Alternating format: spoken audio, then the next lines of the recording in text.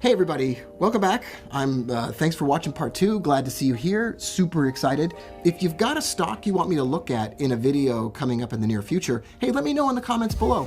Or if you've got a futures contract or a commodity or a currency you want me to look at with this system, we'll get the robot built and then we'll do some back testing and we'll test a financial instrument that you recommend below.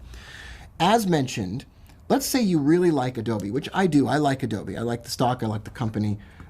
And so let's say I'm bullish on it and it breaks through R3.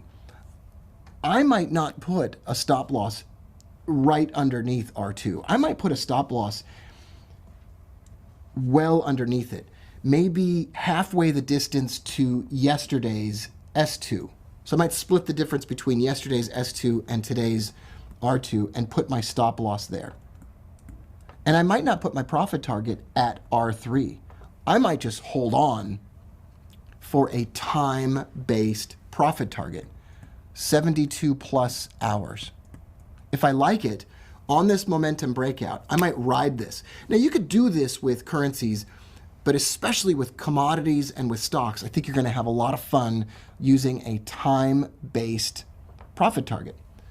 So if you hold that for 72 hours or a little bit more, and it reaches to the sky and it hits R2 after that, you already did one buy trade within a 2-week period, so you don't do another one. So you wouldn't do this more than every 2 weeks. See, that's an element of this that you'd want to watch out for.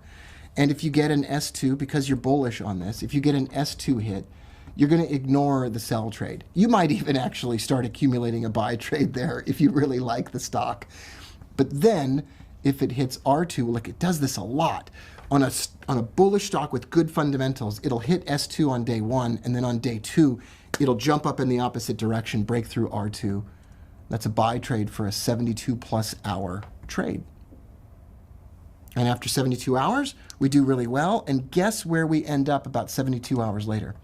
At another R2. But we don't take the second trade because it's the second hit of R2 within a 2-week period of time. This is what I mean by a time-based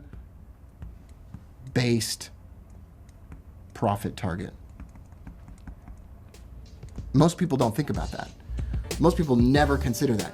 When we get to part 3 now in this short video series, I'm going to use fib levels for a profit target that's even more accurate. We'll be right back. Just keep watching. It'll skip to the next video.